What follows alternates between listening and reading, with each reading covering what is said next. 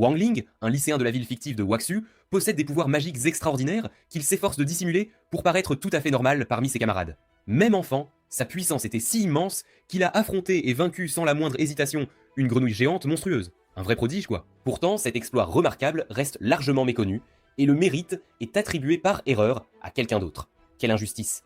Le premier jour de sa rentrée, Wang entre sur le campus et remarque la statue de Zhu Yi, l'homme réputé pour avoir sauvé Waxu.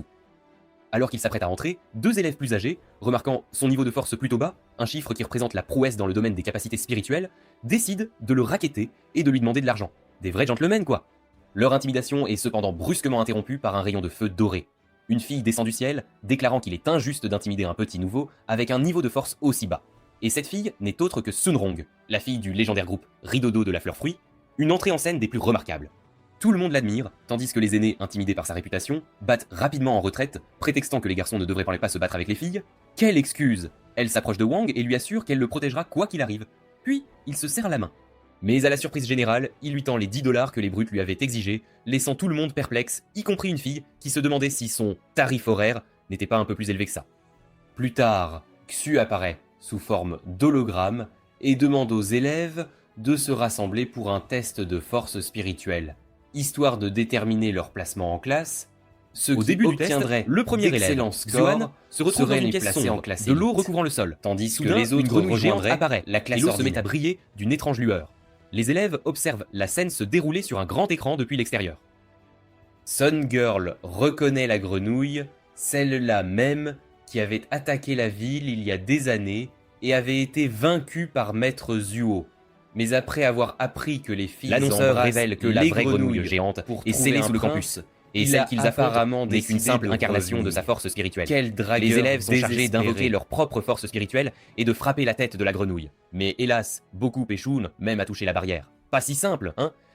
Ensuite, un garçon nommé Chen Chao entre en scène, frappant avec confiance la barrière de la grenouille avec sa main, qui brille d'un feu ardent. Il est sélectionné pour la classe élite, tout comme Gu Hao, qui affiche un impressionnant niveau de force de 886. Sun Girl rejoint ensuite le concours, frappant la grenouille avec un niveau de force de 2019, et la foule l'acclame comme une véritable déesse. Lorsque Wang arrive, il capte immédiatement l'attention de la grenouille, qui perçoit sa puissance et se remémore leur rencontre d'il y a des années. La grenouille contemple que, s'il osait attaquer, son âme et son esprit seraient irrémédiablement en péril. Wang, afin de maintenir sa façade de normalité, fait semblant de lutter, exerçant une force minimale tout en déployant un effort maximal. Un vrai numéro d'acteur. Au moment précis où il s'apprête à frapper, l'écran d'affichage tombe en panne, montrant une image de la grenouille, complètement à l'envers. À la surprise générale, le niveau de force de Wang s'affiche alors à 99 999 sur l'écran. Un petit bug ou pas? La foule est stupéfaite, et Gu Hao réalise qu'il n'y avait pas la moindre membrane protectrice autour de la grenouille géante cette fois-ci. Il se demande pourquoi la grenouille a réagi de cette façon alors qu'il ne l'avait même pas frappée, et comprend alors qu'elle faisait tout simplement le mort. Il assure sa place en classe élite, et la salle de classe se calme, alors que Pan, l'instructrice, commence la toute première leçon d'invocation. Pan explique que l'espace autour d'eux est rempli d'entités spirituelles, et qu'ils doivent utiliser leur force spirituelle pour créer un passage et invoquer une créature spirituelle. Elle explique ensuite que la taille et la force de l'entité spirituelle invoquée dépendent directement de leur niveau de force. Les élèves tentent leurs invocations, planter le décor avec ses compétences d'invocation. Simple bâton. Pendant ce temps, Sun Girl invoque avec succès un chien squelettique orné d'un adorable nœud rose à la queue et l'appelle affectueusement chien errant. En observant sa création, elle ne peut s'empêcher de se demander quelle quantité de force spirituelle est réellement requise pour invoquer une véritable bête spirituelle. Quand c'est au tour de Wang d'invoquer, une déflagration se produit dans la salle de classe, et il invoque de manière totalement inattendue la grenouille géante du test, déclenchant une panique générale parmi les élèves. L'instructrice Pan intervient rapidement, fusionnant le chien errant de Sun Girl avec la grenouille géante, ce qui donne un chien d'apparence plutôt étrange et de couleur verte. Le lendemain arrive, rempli d'admiration devant cette nouvelle création, un flot de souvenirs de son enfance l'envahit, lui rappelant toutes les raisons pour lesquelles il s'est toujours efforcé de maintenir un profil bas. Il réfléchit aux événements extraordinaires qui semblent se dérouler autour de lui, et ce, depuis le moment même de sa naissance. Il se souvient du moment où, bébé, il est sorti du ventre de sa mère sans la moindre aide, étonnant ses parents par son pouvoir apparemment inné. Un accouchement express, on dirait. Pourquoi engager une sage-femme quand on peut s'extirper du ventre maternel tel un super-héros? Mais ses capacités extraordinaires ne s'arrêtèrent pas là. En grandissant, il découvrit que son simple toucher était une force redoutable, brisant une précieuse épée de chasseur de dragons en édition limitée que ses parents lui avaient amoureusement achetée. Bien qu'il sût que sa mère avait en fait acheté une fausse épée pour empêcher son père de gaspiller la moitié de son argent durement gagné.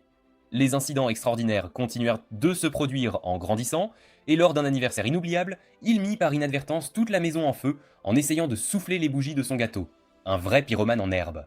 Oubliez les comptines, ce gamin brisait des épées et mettait le feu aux maisons, même enfant. Un vrai petit démon. Néanmoins, quand ses parents le virent vaincre la grenouille géante de niveau 5 à l'âge de 6 ans, ils décidèrent que Wang devait absolument mener une vie ordinaire et heureuse. Ils lui fournirent une amulette protectrice à porter sur la nuque et une pilule dorée à prendre quotidiennement afin de supprimer son pouvoir. Malgré toutes ces mesures, il resta incroyablement fort, et son père promit de créer une nouvelle amulette qui serait bien plus efficace pour dissimuler sa puissance. Jusque-là, Wang résolut d'aller à l'école et de maintenir le profil le plus bas possible, se fondant parfaitement avec le reste des élèves autour de lui.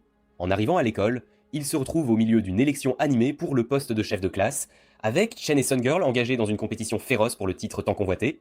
Sun Girl, dans une tentative d'influencer les électeurs, offre des articles gratuits du magasin aux premières années qui soutiennent sa candidature, ce qui pousse Chen et Gu à la critiquer, sauf Wang, qui, poussé par son envie insatiable des délicieuses nouilles croustillantes de Sun Girl, montrer ses talents en accord avec son charme. Il promet de voter 5 fois en sa faveur, en échange de 5 paquets de ces fameuses nouilles séchées. En le voyant accepter ses cadeaux, tout le monde commence à obtenir des articles gratuits en échange de leur vote. Elle emploie ensuite habilement ses arts de séduction, marqués par l'apparition de Alors que la scène se magiques déroule, flottant il fait ses adieux à au-dessus Sun Girl des têtes et lui offre de une ceux pilule qui dorée, reçoivent un cadeau de ces confinement de précieux force cadeaux. spirituelle que sa Une mère lui a vraie généreusement donnée. magicienne du Il croit marketing. qu'un seul vote ne suffit absolument pas à rembourser sa générosité pour 5 paquets de nouilles. Il ne réalise pas le malentendu qui va s'en suivre. Dans la salle de classe, le professeur se penche sur l'art de la séduction et l'utilisation d'incantations et de sauts manuels pour projeter la force spirituelle sur autrui. Les origines du sort sont révélées, remontant à 1000 ans à une figure mystérieuse connue sous le nom de Petit Sage, qui commandait autrefois une suite dévouée de plus de 3000 disciples. Un vrai influenceur avant l'heure. Le professeur explique ensuite les prérequis pour lancer le sort de séduction, soulignant l'importance de donner un cadeau tout en récitant l'incantation. Que la plus infime partie de moi ne serve pas le monde. Cet acte crée une sensation spirituelle qui relâche temporairement la garde de l'esprit des destinataires, permettant ainsi à la force spirituelle de laisser une marque et d'exercer un certain contrôle. Les soupçons de Wang surgissent alors qu'il se souvient que Sun Girl donnait des articles gratuitement et se demande si elle a utilisé ce sort de séduction sur tout le monde. Cependant, une réalisation soudaine lui vient à l'esprit. Il lui a donné la pilule dorée en retour, ce qui signifie qu'il n'aurait pas dû être affecté par le sort. D'un geste rapide et subtil, il lui fait signe de consommer la pilule à la place, mais elle, malheureusement, interprète son regard insistant comme un signe d'intérêt romantique. Oh la gaffe. Pauvre Sun Girl, pensant avoir trouvé une nouvelle source de pouvoir dans la pilule dorée de Wang, la consomme. Mais elle ignorait que c'était plutôt un drain de force spirituelle. Ce revirement soudain libère tout le monde de l'emprise de son sort de séduction, et Chen sort triomphant de l'élection, accédant au rôle tant estimé de président de classe. Le lendemain, en se rendant au cours de raffinage de pilules, Wang rencontre Sun Girl, qui arrive à l'école dans une grande voiture avec des gardes du corps. Elle marche sur un tapis rouge avec un air d'importance, et il remarque un signe magique au-dessus de sa tête, réalisant qu'il avait par inadvertance utilisé le sort de séduction sur Sun Girl. Quelle entrée! Il l'approche avec prudence, tendant la main pour toucher doucement ses cheveux, et procède à la destruction du signe en le frottant, ce qui la libère de son effet déroutant. Cependant, ces actions inattendues laissèrent Gu et Chen perplexes, se demandant comment Wang pouvait se comporter de manière aussi impolie envers Sun Girl. À l'intérieur de la salle de classe, leur instructrice, Pan, explique le processus complexe de création d'une pilule de vitalité à l'aide du pot et du four Yangsheng, et les élèves évaluent discrètement le four de chacun pour la tâche. Une vraie compétition silencieuse. Chen apporte fièrement un chaudron en cuivre qui appartenait à son arrière-grand-père et rêve que Sun Girl l'admire. L'instructrice guide ensuite la classe à travers les étapes initiales de la préparation du four, un vrai coup que de la patience foudre, est essentielle car la formation de la pilule nécessiterait une durée substantielle de 7 heures et les encourage à revenir plus tard pour vérifier sa progression. Un vrai marathon. Les élèves commencent leur travail avec enthousiasme, désireux de se prouver les uns aux autres. Gu pense que le four familial de Chen est mieux adapté à la production à grande échelle, tout en reconnaissant les défis qu'il poserait pour un contrôle précis de la chaleur en petite quantité. Un vrai casse-tête. Sun Girl, affichant son privilège, présente fièrement une machine de raffinage provenant de l'usine estimée de sa famille. Wang, toujours l'original, a opté pour le modeste micro-ondes, apportant une touche résolument moderne à la fabrication de pilules. Un chef-d'œuvre de simplicité. Pendant ce temps, Gu, toujours le pratique, maniait un four de style antique orné d'un contrôle de température et d'un affichage intégré rayonnant de confiance en ses capacités de préparation de pilules. Cependant, la tranquillité de la salle de classe fut brutalement brisée lorsque le chaudron de Chen explosa soudainement, déclenchant chaos et panique. Il s'enfuit en détresse, craignant ce que son père pourrait bien dire, et ses cris angoissés résonnent à travers les couloirs. Plus tard, Froggy 2 entre dans la salle de classe et consomme le four de Gu pour absorber son énergie spirituelle afin de devenir encore plus puissant. Cependant, Wang, anticipant les actions de Froggy 2, revient juste à temps. Un jeu du chat et de la souris s'ensuit, alors que Froggy 2, sentant le danger de sa part, saute par la fenêtre dans une tentative désespérée d'échapper à son emprise. Il rattrape rapidement Froggy 2 et récupère de force le four, puis se dirige aux toilettes pour le nettoyer. Cependant, Gu comprend totalement de travers la situation quand il voit Wang sortir des toilettes avec son four. Un malentendu classique. Alimenté par la confusion et la suspicion, Gu le confronte, pointant une arme. Wang, tentant sincèrement d'expliquer la vérité, se retrouve pris dans un tissu de malentendus. Malgré ses explications, Gu ne lui fait pas confiance, et appuie sur la gâchette, mais tire accidentellement le poison pentatonique de l'arme dans la bouche de Chen, alors que ce dernier court vers Wang, le faisant s'effondrer. Alors que Wang tente désespérément de sauver Chen, Gu reste totalement inconscient de la gravité et demande l'aide de Wang pour préparer l'antidote afin de guérir Chen et de garder la situation secrète. En échange, il promet de pardonner à Wang d'avoir pris son four. Quelle générosité! Il transporte soigneusement Chen dans la salle de classe, et armé d'un manuel de niveau 3, il commence à préparer l'antidote, sachant qu'il faudra attendre au moins 4 bonnes heures. Pendant qu'ils attendent, Froggy 2, toujours aussi espiègle, tente de grignoter le four une fois de plus. Un vrai gourmand. Réagissant rapidement, Gu utilise un flash qui fait émettre de l'énergie spirituelle à Froggy 2, le transformant en un préchauffeur impromptu. Il vérifie le four et réalise que l'énergie spirituelle de Froggy 2 l'a involontairement préchauffé. Une coïncidence providentielle.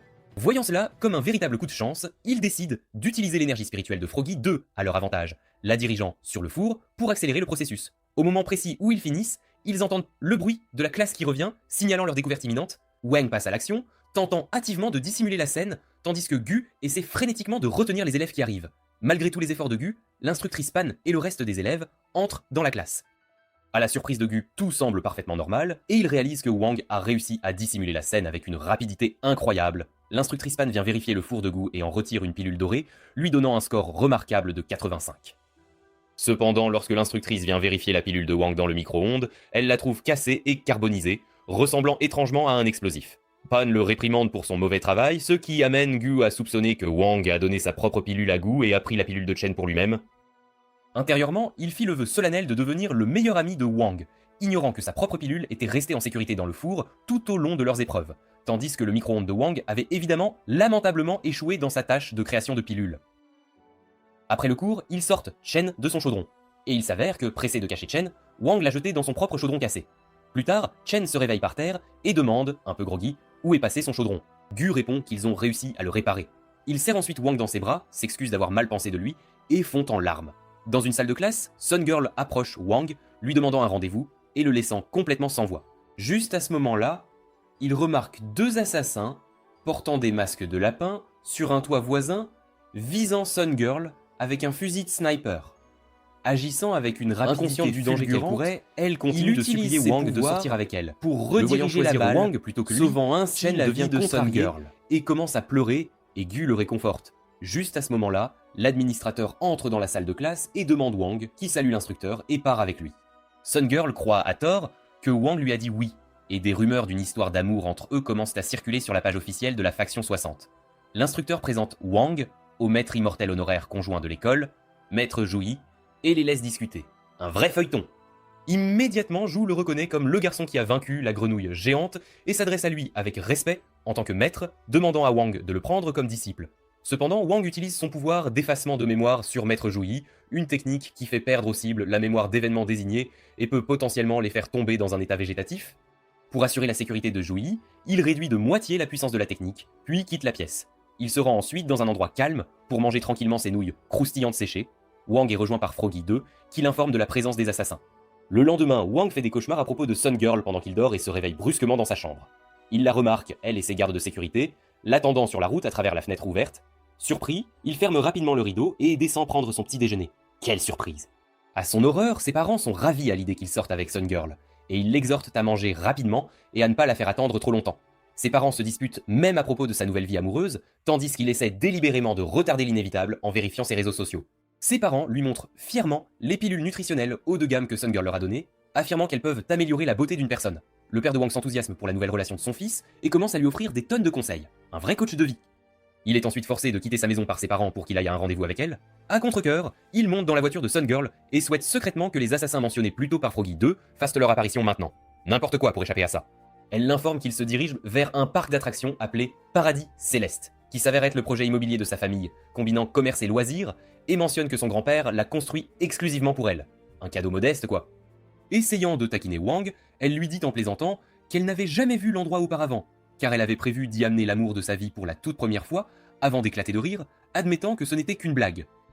À l'intérieur du parc d'attractions, ils visitent la grotte de l'univers, où un guide explique que le mur de pierre à l'intérieur de la grotte est un mur de prophétie.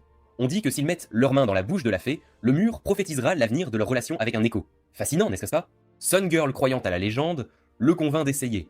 Cependant, juste au moment où il s'approche de la bouche de la fée, il remarque les deux assassins qui les suivaient dans le paradis céleste. Les assassins sortent rapidement leurs armes et tirent, mais Wang parvient à attraper la balle dans sa bouche. Elle, comprenant mal sa réaction, pense qu'il lui sourit et rougit. Afin de la protéger et de prévenir tout danger, il utilise ses pouvoirs pour arrêter les assassins. Il emploie ensuite sa capacité à effacer les souvenirs, utilisant son tour d'oubli à 50% pour supprimer cet incident de l'esprit de Sun Girl et de celui du guide.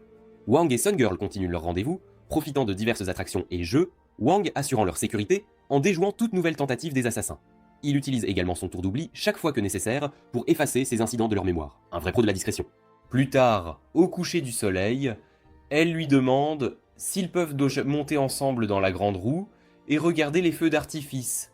Wang accepte, pensant qu'il pourrait enfin trouver un moment de tranquillité dans la grande roue et s'assoit, mais face à face. Il s'est avéré, cependant, qu'il avait tort. Les assassins les suivent à l'intérieur de la grande roue, alors qu'elle prend son envol. Sun Girl soupçonne que les assassins viennent de la faction de l'ombre et se positionnent entre les assassins et Wang, les confrontent déterminés à le protéger coûte que coûte. Brandissant des armes, Wang devient furieux, ses yeux brillant d'une couleur rouge vif. Il utilise ses yeux pour désactiver les armes et les téléphones des assassins, les incapacitant et les expulse rapidement de la cabine de la grande roue. Wang demande ensuite à Sun Girl de garder tout ce qui s'est passé secret et lui demande une promesse solennelle. Pour la première fois de sa vie, il utilise son tour de promesse à 100%, scellant à jamais tous les souvenirs des événements d'aujourd'hui dans l'esprit de Sun Girl, comme un secret inviolable. Le lendemain à l'école, l'atmosphère est tendue, alors que Gu et Chen interrogent avidement Wang sur son rendez-vous avec Sun Girl. Sun Girl arrive en personne, dans sa grande voiture, flanquée de ses gardes du corps aux aguets, et se joint à la discussion. Ces gardes forment un cercle protecteur, pendant que l'administrateur les informe de la menace persistante des assassins qui l'ont agressé au paradis céleste. Zhu arrive, détaillant les mesures de sécurité spéciales du jour, clamant avoir déjoué les assassins hier. Chen acclame la bravoure de Zhu, mais en vérité, c'est Wang qui les a arrêtés, utilisant son tour d'oubli à 50% sur Zhu la veille au soir. Ainsi, Zhu se souviendrait être le héros ayant stoppé les assaillants, permettant à Wang de rester discret à l'école. Zhu informe alors qu'un ordre d'exécution de la faction de l'ombre vise Sun Girl, signifiant que toute cible ne survivra pas au lendemain. Il détaille les mesures de sécurité accrues pour Sun Girl, soldats postés au portail, plusieurs niveaux de protection dans le bâtiment, incluant des gardes du corps de phase pilule d'or et plus partout dans l'école. Zhou ordonne à tous de se réunir dans son bureau, doté d'un puissant champ de force protecteur. Il ajoute que l'escouade des 7 étoiles patrouillera la zone sur leurs épées volantes magiques pour parer aux attaques de snipers ou aériennes. Ils se regroupent au bureau, Zuo les rassure, ici, ils sont en sécurité. Chen s'excite en voyant l'escouade des 7 étoiles patrouiller le campus par la fenêtre. L'administrateur confirme, c'est le plus haut niveau de protection jamais déployé depuis la fondation de l'école. Soudain, Zo et l'administrateur aperçoivent Xufang, 3e membre de l'équipe Marteau, un ruban rouge de phase pilule d'or, avancé de la faction de l'ombre, attaquant les gardes avec son marteau-poulet en progressant. Jofang frappe la caméra avec son marteau-poulet, l'écran bug, coupant la connexion de Zhu et l'administrateur. Les élèves, eux, n'y prêtent aucune attention, trop occupés à papoter dans le groupe élite des péripéties du paradis céleste lors du rendez-vous de Sun Girl et Wang hier.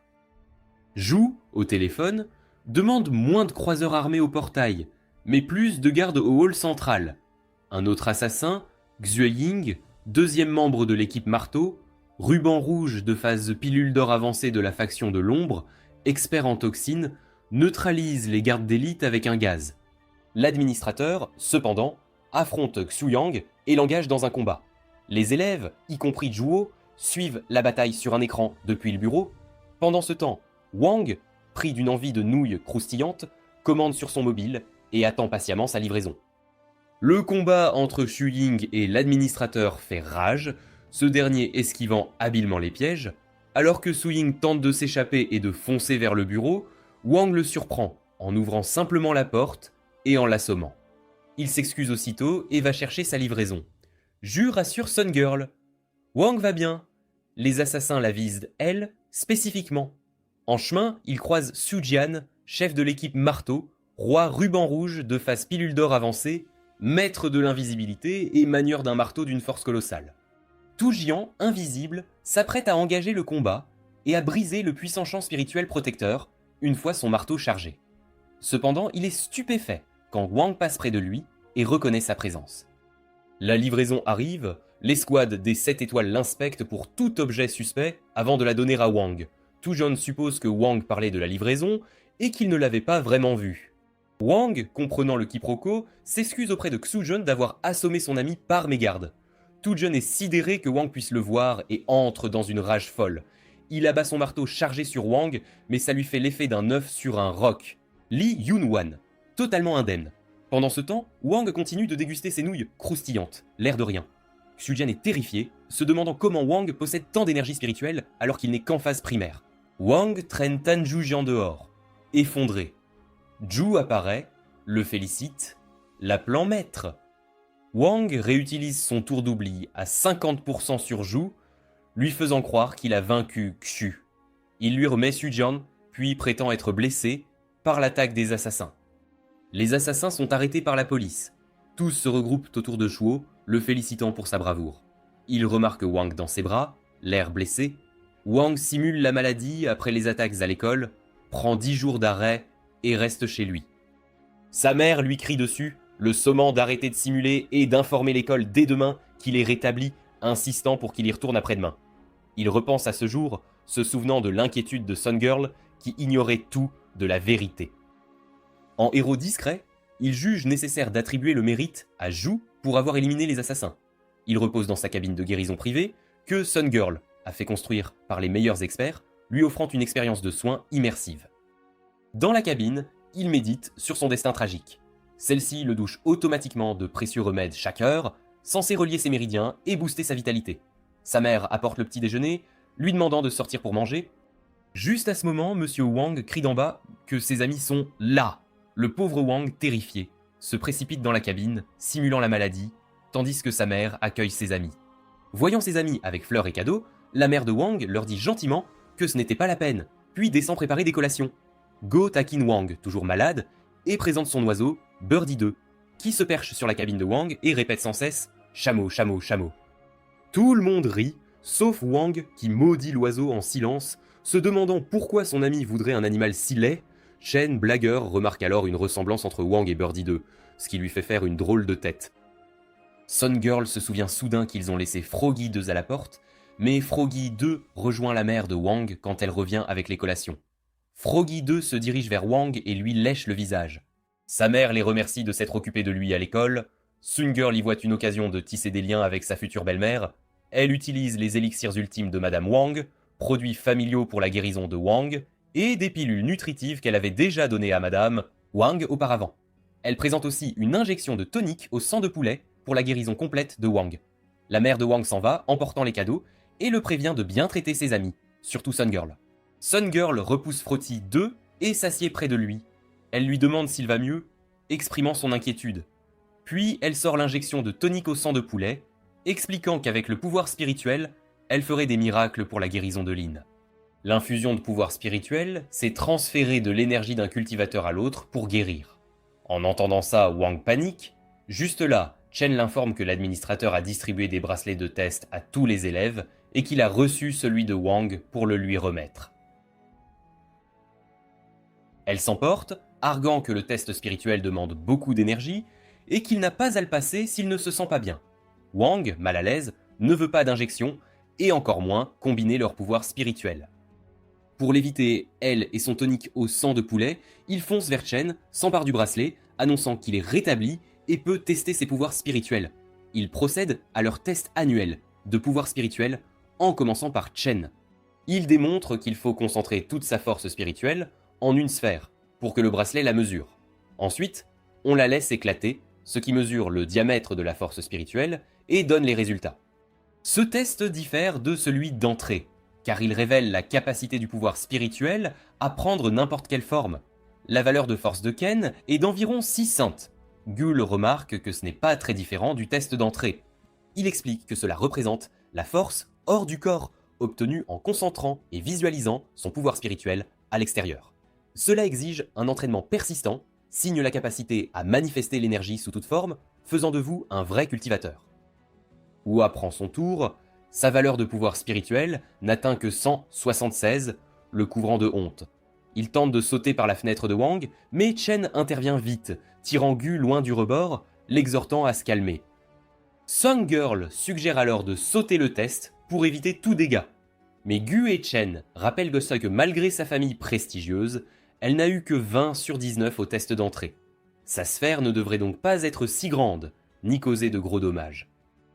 Sun Girl accepte à contre-cœur et passe le test. À leur grande surprise, la pièce manque d'exploser sous l'immense puissance de sa sphère. Elle obtient un remarquable 40 sur 15, se classant deuxième, juste derrière Tang Jing de la faction 59. Gu et Shan restent bouche bée devant la taille de sa sphère. C'est au tour de Wang. En enfilant le bracelet, il songe à laisser fuir son énergie spirituelle pour un score bas. Sun Girl ressort l'injection de tonique sanguin et lui demande s'il va mieux. Il répond vite qu'il va parfaitement bien et que le test ne le dérange pas. Au début, il crée une petite sphère, pensant que ça suffira.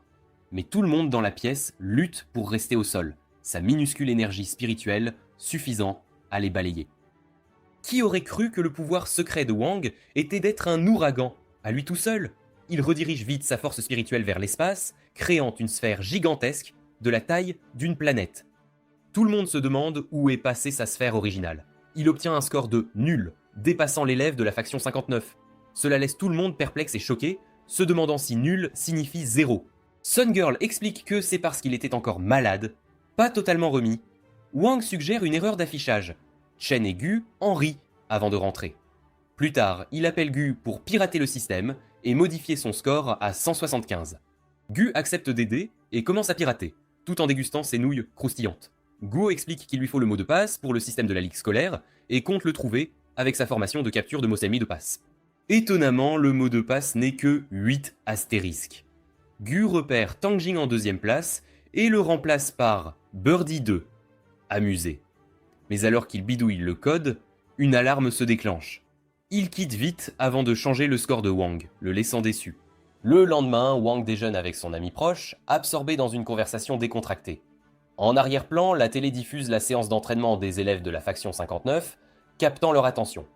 La chaîne annonce le concours national d'épée senior, montrant le terrain d'entraînement de la faction 59. Le reporter souligne que les élèves ont un niveau pro et met en avant la performance de Tang Jing avec la formation d'épée de la Grande Ourse. Le journaliste interviewe Tang, l'interrogeant sur ses préparatifs pour vaincre la faction 60, leur rival. Il affirme avec confiance que ses coéquipiers se sont entraînés rigoureusement pendant 1 mois. L'interview se poursuit, le journaliste lui demande s'il a un message pour la faction 60. Cela capte l'attention de l'ami de Wang, qui se concentre sur l'écran, tandis que Wang continue de manger ses nouilles croustillantes, l'air de rien. Tang reconnaît l'immense pouvoir de Sun Girl et exprime son impatience de voir ses capacités au concours d'épée. Mais interrogé sur Wang, qui a eu nul, sa frustration est palpable. Il souhaite sarcastiquement à Wang le meilleur dans sa pratique immortelle, puis conclut brusquement l'interview. Plus tard ce soir-là, Itie et ses amis se retrouvent chez eux, se détendant après une longue journée. Soudain, ils reçoivent une invitation inattendue à un groupe de discussion de l'administrateur, ce qui les surprend tous. L'administrateur révèle qu'ils sont les 5 participants aux 4390. Choc! Même Froggy 2, leur fidèle compagnon canin, est inclus. Il s'avère que Froggy 2 a passé le test de force spirituelle, obtenant un impressionnant 5000, dépassant même Tang et gagnant le droit de participer. Le groupe est sidéré, découvrant qu'il y a un précédent pour les animaux dans la compétition. L'excitation monte à l'idée du concours.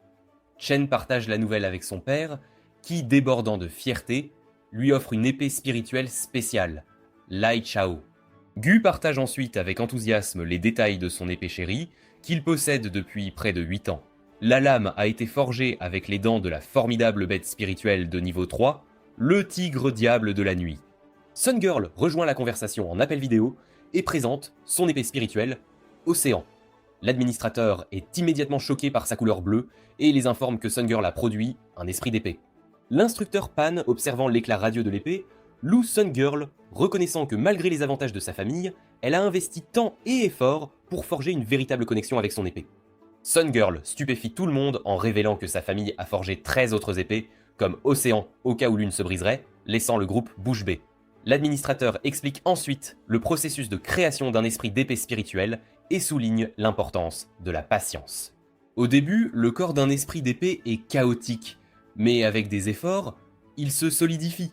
Sa forme initiale peut être une petite bête ou un humain, qui évolue et s'améliore avec le temps, développant progressivement son intelligence.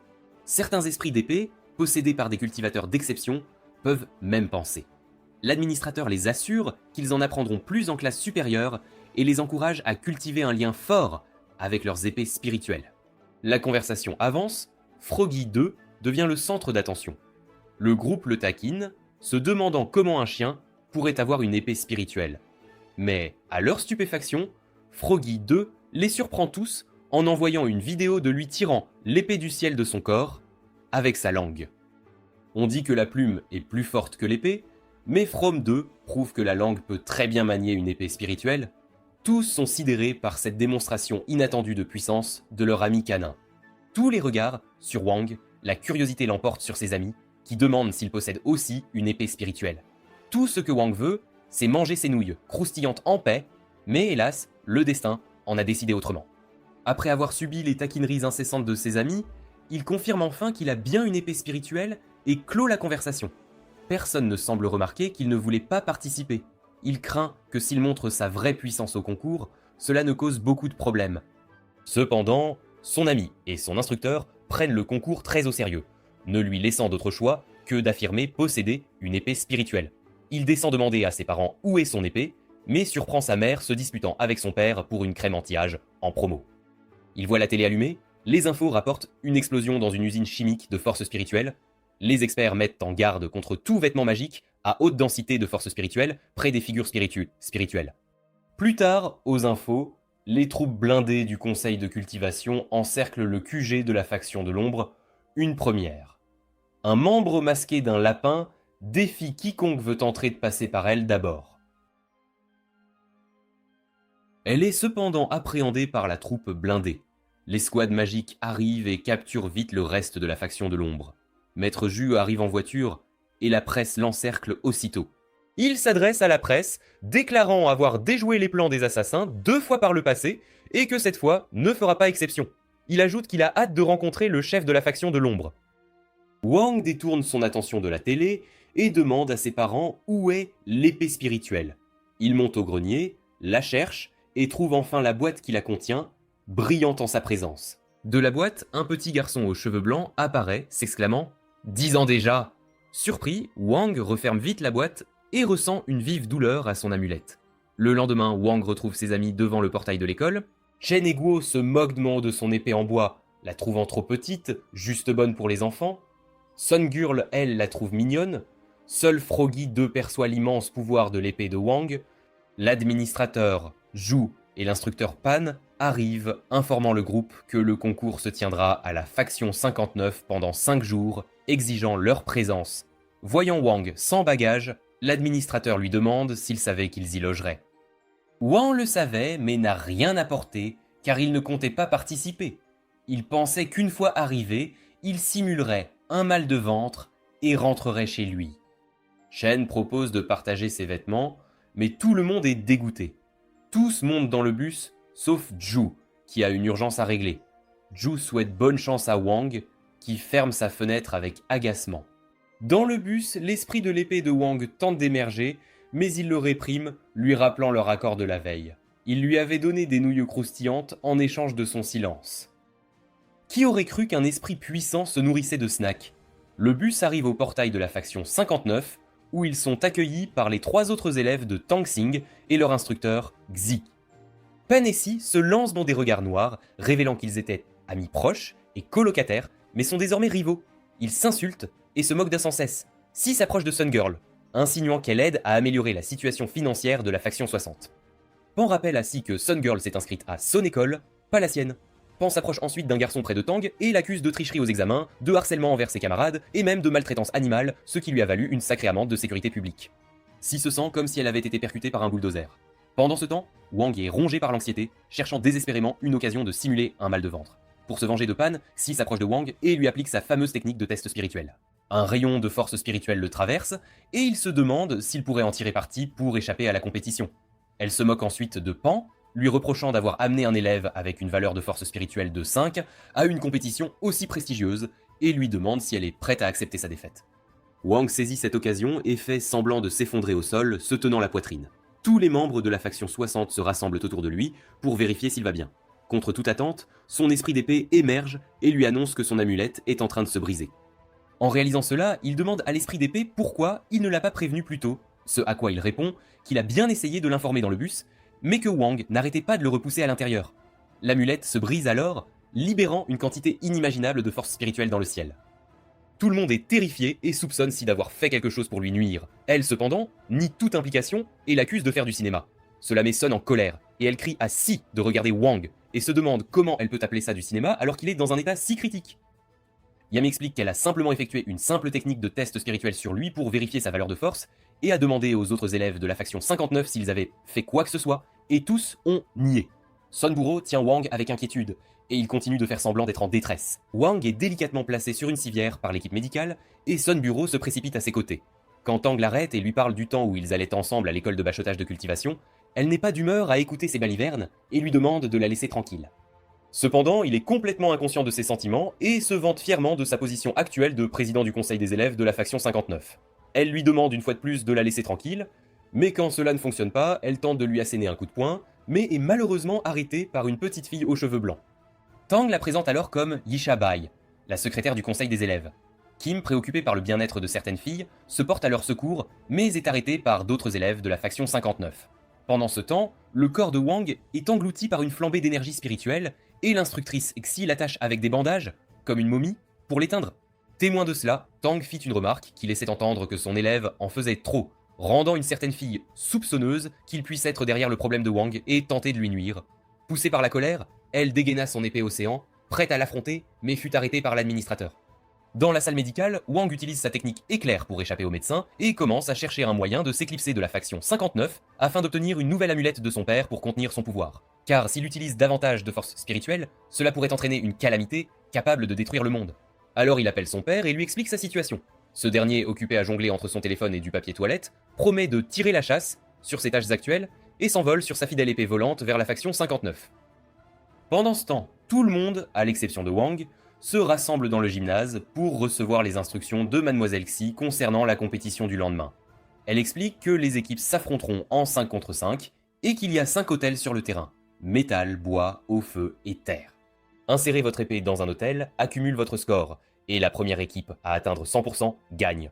Tang se met alors à se moquer de la faction 60, soulignant qu'ils n'ont que 4 membres, Wang étant actuellement malade et suggérant qu'ils devraient s'abstenir. Cependant, Yu rétorque que la faction 59 n'a également que 4 membres. Tang répond par un rire menaçant, affirmant que leur 5e membre était là depuis le début. Soudain, une vague massive s'écrase presque sur la faction 60, et un drôle de type nommé Bifeng est présenté comme la 5e personne de l'équipe de la faction 59. Cependant, il se met immédiatement à flirter avec Sun Girl et lui propose de rejoindre son camp si elle accepte sa fleur. Le voyant importuner Sun Girl, Chen se précipite à sa défense, mais Bifeng se révèle immensément puissant et projette Chen avec son énergie spirituelle avec une facilité déconcertante. Gu réalise qu'il est un membre de la phase de la pilule d'or, et quand Chen se relève pour l'attaquer à nouveau, il échoue une fois de plus. Bifeng le malmène assez sévèrement, mais Chen n'est pas du genre à abandonner. Il se souvient des paroles de son père et de la façon dont il ne resterait pas immobile face à une injustice. Alors Chen se lance à fond avec un coup de poing, mais Bifeng attrape son bras et l'anéantit en utilisant son énergie spirituelle négative. À ce moment précis, Wang entre dans le gymnase, pensant avoir trouvé la sortie, et attrape Chen, qui arrive en volant vers lui. Dès que Wang le saisit, son bras est restauré à la normale, choquant tout le monde. Alors que Wang reçoit un appel de son père, lui demandant de venir chercher son amulette, il lui raccroche au nez, sachant qu'il ne pourra pas s'éclipser. En voyant Wang, Bifeng se demande comment il a bien pu réparer la main de Chen.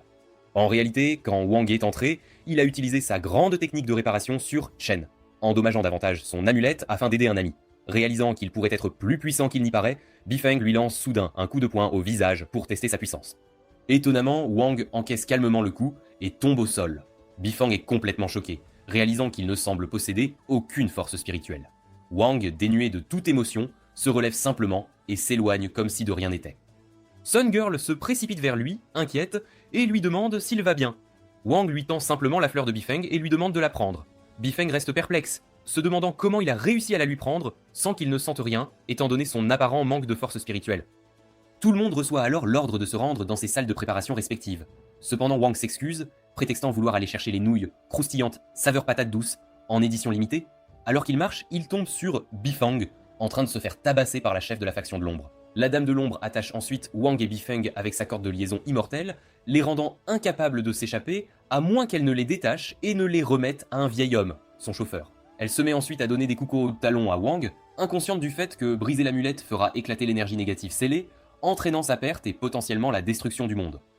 Son esprit d'épée tente désespérément de le réveiller pour l'empêcher de libérer accidentellement son énergie spirituelle, mais aucun cri ne le tire de son sommeil.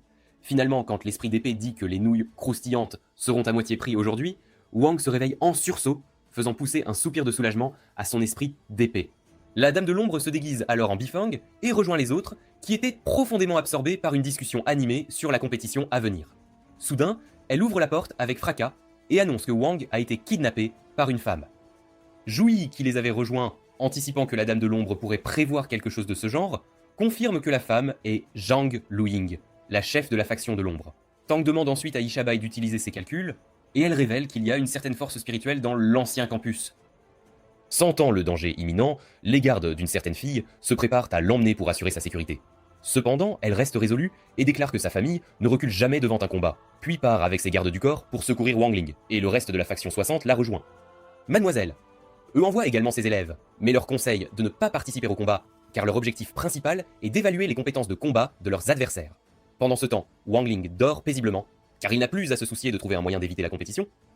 Cependant, son sommeil paisible est interrompu lorsque le chauffeur annonce qu'il est temps de faire son travail et que Bifeng commence à crier à l'aide. Agacé, le chauffeur frappe le sol du pied, faisant trembler tout le bâtiment. En conséquence, Bifeng tombe dans le trou créé par le puissant coup de pied du chauffeur. L'esprit d'épée de Wang l'informe que le vieil homme est un nourrisson spirituel, doté d'une très forte force spirituelle qu'il ne veut pas montrer. Sun Girl et le reste du groupe arrivent sur les lieux et voient Wang attaché à un poteau. Xiabai avertit Tang d'être prudent car quelque chose est différent chez Bifang.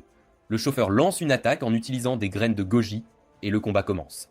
Tout le monde fait de son mieux pour éviter ces puissantes attaques. Il déchaîne son attaque, maison au trésor du disque jaune, invoquant une cavalerie dorée pour exécuter ses ordres. Sun Girl ordonne à ses gardes du corps de rester à couvert et affronte seule la cavalerie. Elle invoque toutes ses épées océaniques et, étonnamment, parvient à retenir le chauffeur pendant un petit moment. Cependant, la puissance du chauffeur est écrasante et Sun Girl commence à perdre le combat et tombe rapidement au sol. Juste au moment où les choses semblent désespérées, Wang Ling intervient en utilisant sa capacité de manipulation du temps pour remonter au moment où le chauffeur a frappé le sol. Fort de cet avantage, Wang vainc le chauffeur et utilise sa technique d'oubli sur Jouyi, faisant croire que c'était Jouyi qui l'avait sauvé. Le chauffeur est alors ligoté avec la corde de liaison immortelle et tout le monde est choqué de voir Jouyi là. Comme toujours, Jouyi s'attribue le mérite et Wang garde joyeusement son profil bas. Jouyi annonce à la presse que tous les otages ont été secourus et que le vieil homme est soupçonné d'être possédé par le vestige de l'âme d'un ancien démon que l'on croyait mort.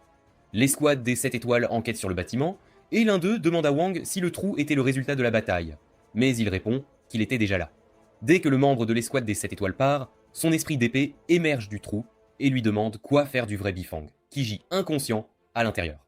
Wang ordonne à son esprit d'épée de le surveiller et de ne pas le laisser sortir, pensant que si Bifang ne participait pas, la compétition serait annulée. Cependant, il était loin de se douter que la Dame de l'ombre, déguisée en Bifang, serait présente à la compétition. Ainsi, le lendemain, à son grand désarroi, Wang est contraint de participer à la compétition qu'il voulait désespérément éviter, se demandant comment Bifang pouvait être là.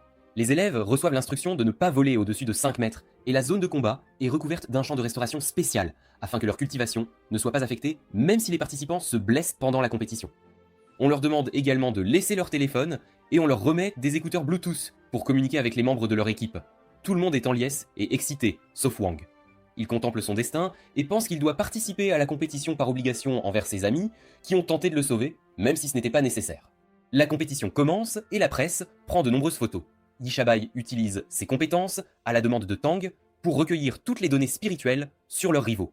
Juste à ce moment-là, le père de Wang arrive en courant pour lui donner l'amulette, mais il était trop tard, car Wang entre dans la compétition. En le voyant, Ju Yi s'excite et l'appelle accidentellement le père de son maître, mais se corrige avant que quiconque ne le remarque.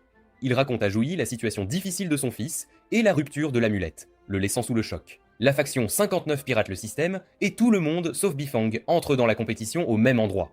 Pendant ce temps, tous les membres de la faction 60 sont dispersés. Yishabai utilise son pouvoir pour localiser les membres de la faction 60, mais est incapable de trouver la position de Wang en raison de sa faible valeur de force.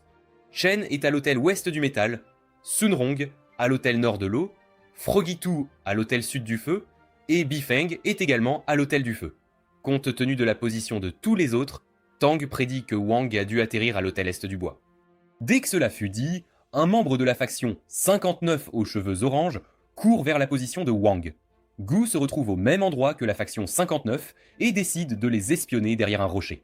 Cependant, sa couverture est grillée lorsque Tang attaque, mais astucieusement, Gu avait laissé un leurre à sa place. Tang tombe dans le panneau et poignarde le leurre, tandis que Gu s'éclipse pour suivre l'individu aux cheveux orange qui se dirige vers la position de Wang. Il est préoccupé de n'avoir plus que 2 de ses poupées de papier comme leurre, et la compétition ne fait que commencer, avec des adversaires très puissants. La faction 59 se disperse ensuite pour combattre la faction 60, tout en capturant l'hôtel de la Terre. En entendant cela de l'annonce, Chen s'inquiète et se précipite pour capturer l'hôtel de métal. Cependant, il est inopinément frappé par des feuilles acérées qui lui laissent des égratignures sur tout le corps, provenant de l'arbre en dessous, qui est l'hôtel de métal. Malgré cela, Chen se pousse en avant, mais en atteignant l'hôtel, il se demande comment le capturer. Juste à ce moment-là, Xi apparaît et lui dit d'abaisser son épée vers l'hôtel et d'attendre 10 secondes. Chen, refusant de combattre les femmes, lui offre 3 coups en échange de son aide. Cependant, il est perplexe quand elle prétend être stupide en quelques secondes. Soudain, Chen ne peut plus se contrôler et elle utilise une technique connue sous le nom de toile des dimensions pour le faire se frapper lui-même, manipulant son corps avec de faux signaux neuronaux. À l'hôtel du feu, Frogitu et Bifeng s'engagent dans une bataille acharnée. Alors qu'ils échangent des coups, Frogitu exploite l'énergie négative de Bifeng, l'utilisant pour se renforcer. Cependant, malgré l'absorption de l'énergie négative, Frogitu est finalement vaincu par Bifang, qui capture ensuite avec succès l'hôtel du feu. Pendant ce temps, à l'hôtel du bois, le gars aux cheveux orange arrive et trouve Wang, gisant inconscient sur le sol. Se considérant chanceux, il se dirige vers l'hôtel avec l'intention de le capturer. Cependant, Wang reprend conscience après avoir entendu de Frogitu via son écouteur que capturer suffisamment d'énergie négative peut briser son sceau. Alors que le gars aux cheveux orange s'apprête à attaquer Wang, Gu intervient et le frappe, arrivant juste à temps. Il s'engage dans une bataille sérieuse tandis que Wang, dénué de toute émotion, les observe simplement. À l'hôtel de l'eau, alors que Sun Girl est sur le point de capturer l'hôtel, elle est soudainement attaquée par Tang. Ils s'engagent dans une bataille féroce, chacun maniant ses puissants esprits d'épée. Tang la nargue, affirmant qu'ils partagent un lien sacré grâce à leurs ancêtres. Pendant ce temps, une annonce est faite. La faction 59 a réussi à capturer 4 hôtels. Dans une tentative de renverser la vapeur, Sun Girl essaie d'utiliser sa technique de danse océanique, mais Tang la contre rapidement avec sa technique de souffle de neige, faisant échouer son mouvement. La bataille continue, et à la surprise de Sun Girl, Bifang rejoint le combat à la demande de Tang. Face à 2 adversaires redoutables, Sun Girl s'inquiète de la façon dont elle pourra échapper à leurs griffes, car elle ne peut pas utiliser sa technique d'évasion aquatique à cause de la glace, tout en réussissant à capturer l'hôtel. Soudain, un coup assourdissant est entendu, et le gars aux cheveux orange est projeté à travers le ciel, finissant par être éliminé de la bataille. Cette force puissante fouette le vent et brise la glace, offrant miraculeusement à Sun Girl l'opportunité de s'échapper. Tang remarque que c'est une énorme énergie négative et plus forte que celle de Bifang, et décide de partir enquêter sur sa source. Avant de partir, il capture l'hôtel de l'eau et dit cryptiquement à Bifang qu'il ne sait pas qui il est, mais que s'il suit ses instructions et aide la faction 59 à gagner, il sera récompensé plus tard. Après avoir capturé le 5e hôtel, la faction 59 gagne un bonus de vitesse. Mais une autre annonce est faite, déclarant que la faction 60 a maintenant capturé l'hôtel du bois, laissant tout le monde surpris via l'écouteur de Sun Girl, qui l'informe que Wang et Frogitu ont uni leurs forces pour capturer l'hôtel. Nous voyons maintenant exactement ce qui s'est passé à l'hôtel du bois. Le gars aux cheveux orange et Gu sont engagés dans une bataille féroce. Gu utilise sa technique du canon buccal, Gu est envoyant de puissantes rafales de le laissant mots à son momentanément sans adversaire, défense. Le gars aux mais cheveux il ne orange peut pas la se moque de répéter lui, trop affirmant fréquemment, qu'il a épuisé en son raison de répertoire ses de mots pour la limitations, technique. et insulte Wang de décher sans colonne vertébrale avant de lui asséner un coup de pied. À ce moment, Frogitu entre en scène avec l'intention de dévorer l'énergie spirituelle qui serait libérée pendant le combat. Cependant, en voyant Wang, il se dissimule rapidement. Gu a une idée, mais il sait que cela se ferait au détriment de son amitié avec Wang. Il s'excuse auprès de Wang à l'avance et se met à dire des choses blessantes à son sujet, envoyant de puissants canons de mots au gars aux cheveux orange.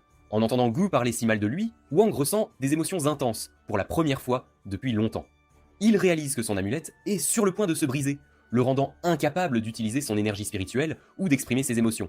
Malgré cela, il est vraiment furieux. Tout au long de sa vie, l'amulette n'avait pas seulement contenu son pouvoir spirituel, mais avait aussi supprimé ses émotions, le faisant paraître froid et indifférent. Maintenant que ses émotions déferlent, l'amulette commence à se briser, libérant une énorme quantité d'énergie négative. Voyant cela, Froggy2 lui saute dessus pour consommer l'énergie négative.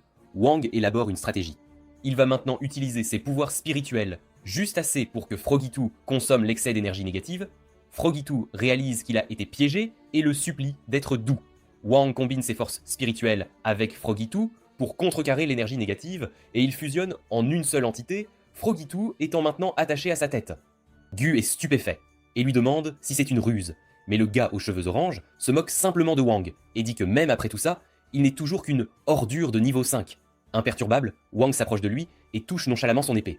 Son seul toucher est si puissant qu'il brise complètement l'épée, laissant le gars aux cheveux orange sous le choc. Wang pousse ensuite sans effort le gars aux cheveux orange sur le côté, le faisant s'envoler dans les airs comme une comète. Et c'est ainsi que Wang capture l'hôtel du bois et désactive le bonus de vitesse de la faction 59. Après avoir entendu l'annonce, Tang commence à paniquer et demande à Yishabai comment cela est possible. Elle lui dit que Wang a combiné sa force spirituelle avec Froggy2 pour capturer l'hôtel et se dirige maintenant vers le sud, vers l'hôtel du feu. Assez vite, Wang, avec Gu, prend le contrôle de l'hôtel du feu, laissant Tang furieux. Il ordonne à Bifang de se diriger vers l'hôtel de la Terre et de dire à l'autre membre de la faction 59 d'aller à l'hôtel du feu et d'essayer de le reprendre. Tang élabore un plan, puisque Wang a fusionné avec Froggy2. Ils sont maintenant à égalité, car le gars aux cheveux orange a été éliminé de la compétition par Wang.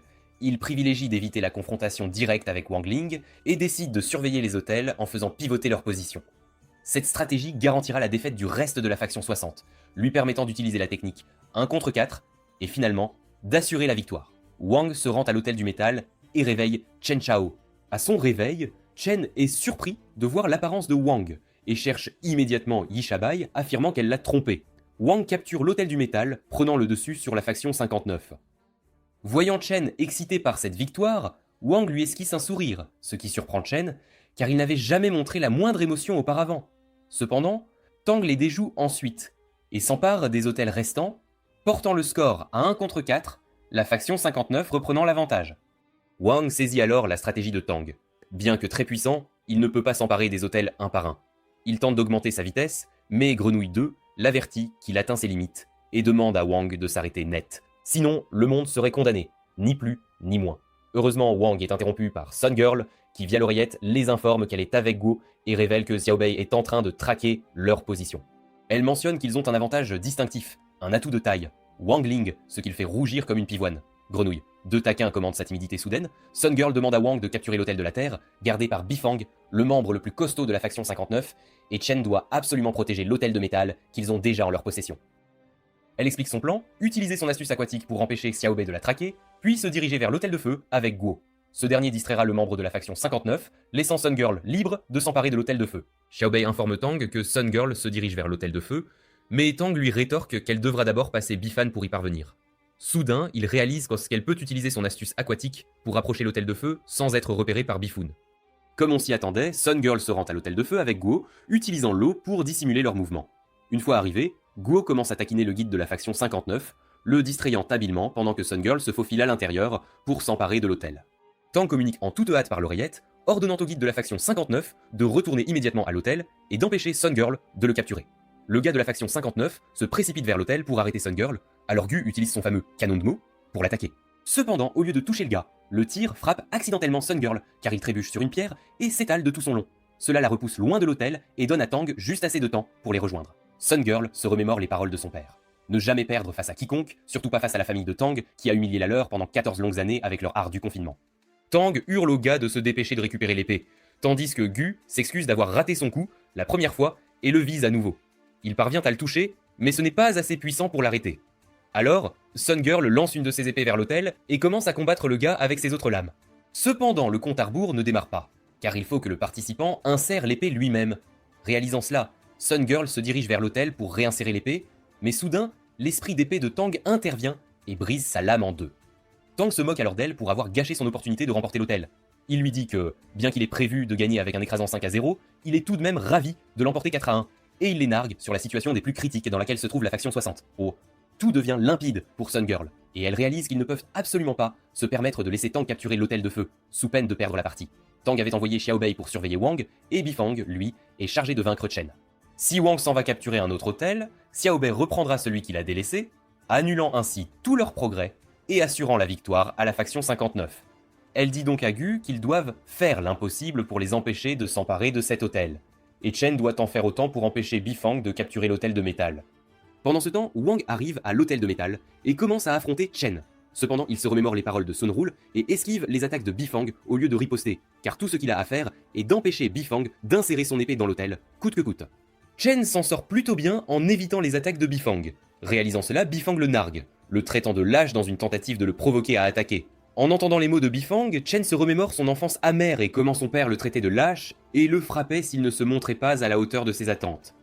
Malgré ce flot d'émotions, Chen reste résilient, maîtrise ses sentiments et continue d'esquiver les attaques de Bifang, ce qui l'exaspère au plus haut point.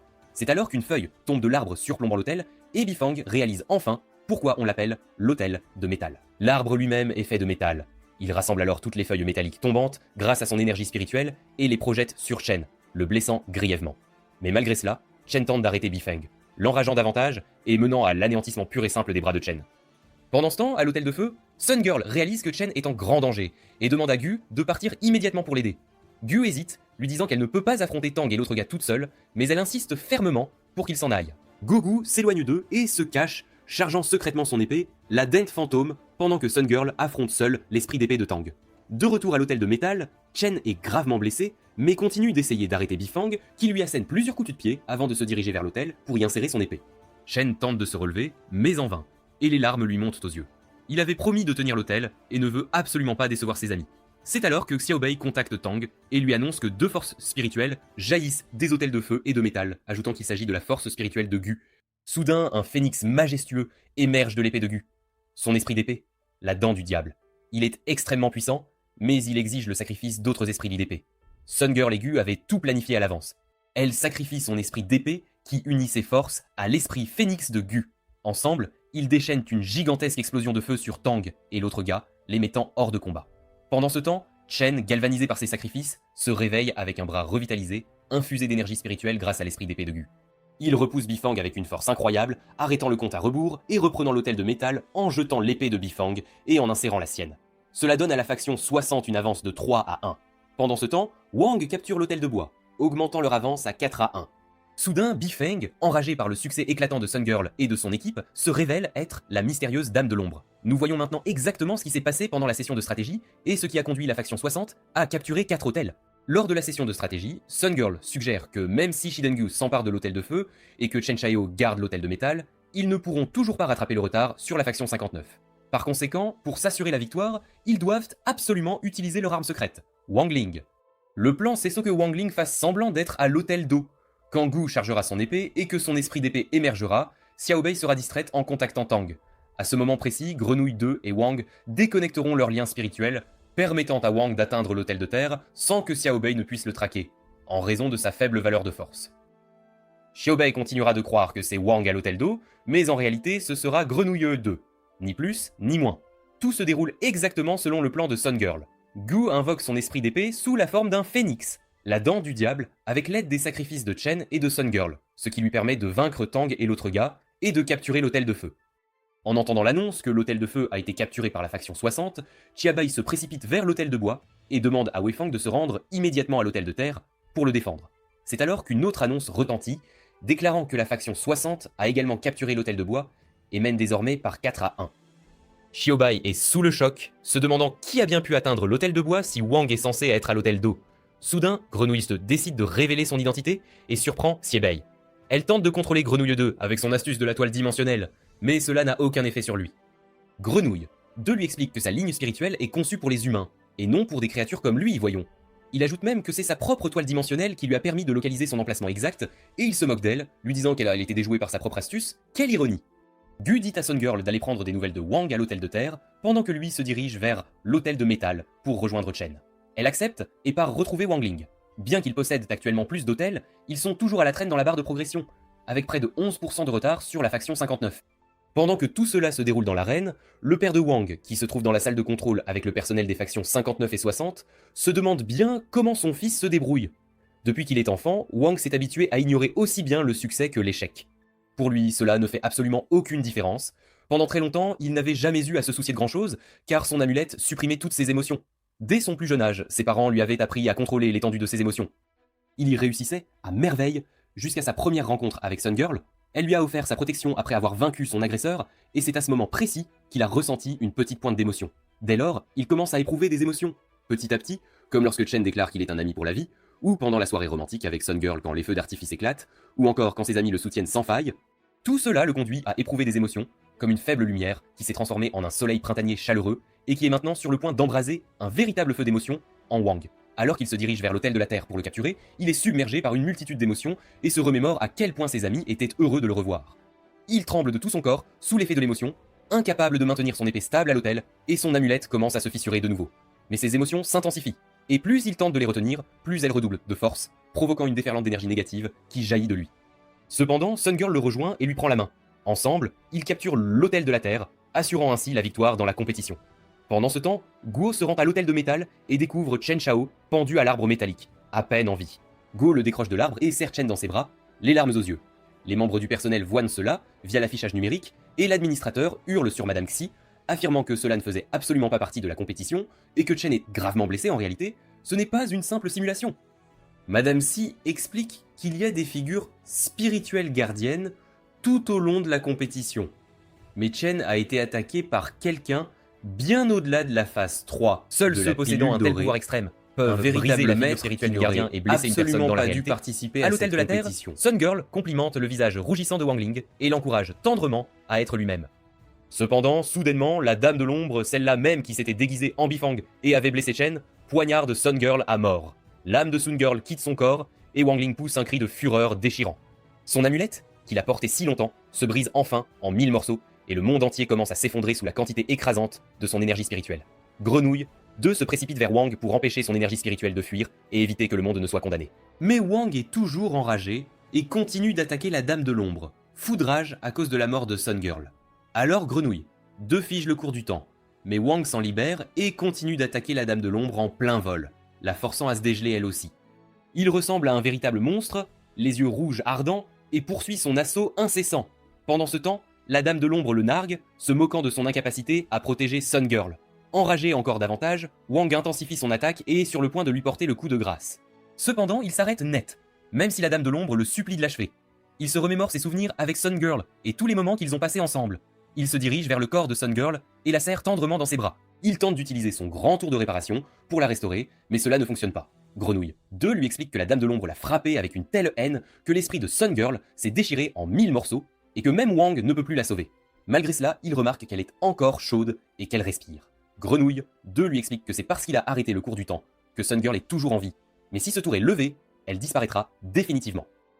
Se sentant complètement impuissant, Wang pleure et dit à Grenouille 2 qu'il doit absolument y avoir un autre moyen de la sauver. Grenouille 2 l'informe que la seule chose qu'il peut faire est de l'aider à figer le cours du temps pour l'éternité, afin qu'elle conserve le peu de vitalité qui lui reste en elle. Wang réalise à quel point sa vie sera désespérément solitaire sans elle et déclare qu'il utilisera toute son énergie spirituelle pour la sauver. Grenouille 2 l'avertit que cela détruira le monde, mais Wang insiste, affirmant qu'il redémarrera le monde, quoi qu'il en coûte. Wang Ling a déjà redémarré le monde à 4 reprises, et chaque fois, il espérait que tout serait restauré à son état d'origine, y compris Sun Girl en vie.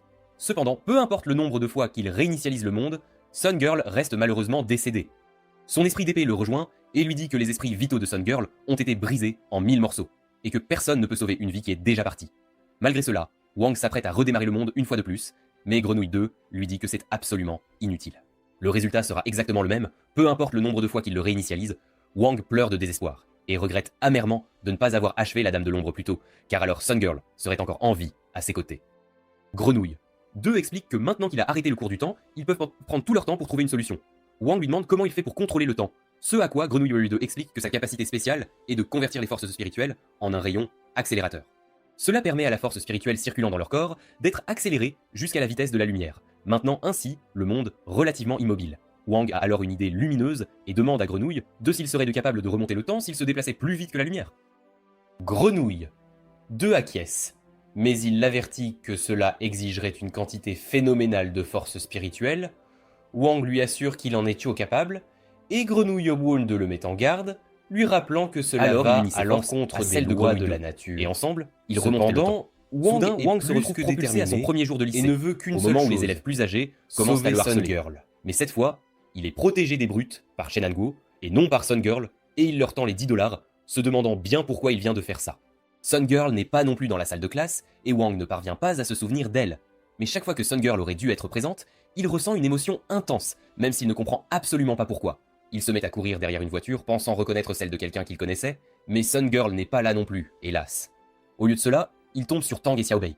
Partout où il va, il a l'impression qu'il manque quelqu'un, et il ressent des moments de déjà-vu. Ce nouveau monde semble être exactement le même, mais sans elle. C'est étrange. Bien que Wang Ling profite désormais de la vie paisible qu'il a toujours désirée dans ce nouveau monde, la réalité est que lorsque l'astuce spatiale de Wang et l'astuce temporelle de Grenouille 2 ont convergé, il y a eu une injection massive d'une grande quantité de force spirituelle, créant ainsi un tout nouveau monde sans Sun Girl. Ce nouveau monde absorbe constamment tout de l'ancien monde, à l'exception d'elle, ce qui finira par entraîner la destruction totale de l'ancien monde. À mesure que le temps passe, il semble que personne de l'ancien monde ne puisse empêcher que cela n'arrive. Cependant, juste au moment où il semble que rien ne peut empêcher cette destruction, l'âme de Sun Girl pénètre dans les enfers. Un serviteur des enfers l'emmène auprès de leur nouveau maître, expliquant qu'ils ont un petit souci. Le maître des enfers la reconnaît immédiatement comme la fille du groupe du rideau d'eau de la fleur de fruits, l'ascendance de l'ancien maître des enfers, rien que ça.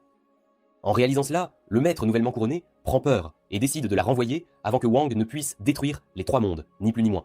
Pendant ce temps, dans le nouveau monde, Wang et sa classe visitent le paradis céleste, une excursion bien méritée. À la grotte de la bonne aventure, Zhu est leur guide et tout le monde tente sa chance, histoire de voir. Mais Wang sent que quelque chose cloche. Alors qu'il continue à travers les diverses attractions et jeux du paradis céleste, Wang Ling a la surprise générale, sensation de déjà vu. La grotte de la bonne aventure qu'il agite étrangement, et Wang leur confie qu'il a l'impression d'avoir déjà été ici avec quelqu'un de très spécial auparavant. Ils lui rappellent qu'ils sont là pour s'amuser et lui disent de ne pas trop se faire de soucis. Ils vont tous faire un tour de grande roue ensemble. Sur la grande roue, Wang Ling craque finalement, réalisant que quelqu'un d'extrêmement important n'est pas là, et les souvenirs de Sun Girl inondent son esprit comme un torrent. Pendant ce temps, dans l'ancien monde, Sun Girl se réveille, bien vivante, et aperçoit l'esprit d'épée de Wang. Elle lui demande ce qui s'est passé, et il lui explique tout ce qui a eu lieu jusqu'à présent. Il lui dit que s'il ne réveillera pas Wang de l'ancien monde, ce monde sera très bientôt détruit, c'est une certitude. Sun Girl est bien décidée à sauver le monde, et réveille Wang en lui transmettant sa force spirituelle depuis le nouveau monde qu'il a accidentellement créé. Wang réalise enfin ce qui s'est passé, et se souvient de Sun Girl, comme par magie. Il comprend qu'il se trouvait dans un autre monde qu'il avait créé par inadvertance. Se libérant de ce nouveau monde, il retrouve Sun Girl dans leur monde d'origine. Cette fois, lorsque Wang retourne au moment de la compétition et que Chen capture l'hôtel de métal, la Dame de l'Ombre, déguisée en Bifeng, se révèle au grand jour. Il la vainc avant qu'elle ne puisse nuire à Sun Girl, et il remporte enfin la compétition, assurant ainsi la sécurité de Sun Girl. Cependant, Sun Girl ne se souvient absolument de rien de ce qui s'est passé avant ce point, et nous sommes ramenés au moment crucial où Wang et Sun Girl doivent faire un choix pour sauver le monde. Wang a la capacité de remonter le temps et d'arrêter la Dame de l'Ombre, mais cela signifierait que Sun Girl perdrait tous ses souvenirs de l'autre monde. Sun Rong assure à Wang que même si elle ne se souvient pas qu'ils se sont mutuellement sauvés, ses sentiments la ramèneront toujours vers lui, c'est certain. Alors que le temps se réinitialise, Wang vainc la Dame de l'Ombre, et tout se déroule sans accroc. Grenouille 2 lui demande s'il est satisfait du résultat, sachant pertinemment que Sun Girl ne se souviendra pas qu'il l'a sauvée, hélas. C'est alors que son père s'approche de lui avec une toute nouvelle amulette. Grenouille 2 l'avertit que ses sentiments deviendront froids et distants une fois qu'il l'aura mise. Cependant, en voyant Sun Girl et tous les autres rayonnant de bonheur après leur victoire, Wang met la nouvelle amulette, espérant de tout cœur la paix mondiale.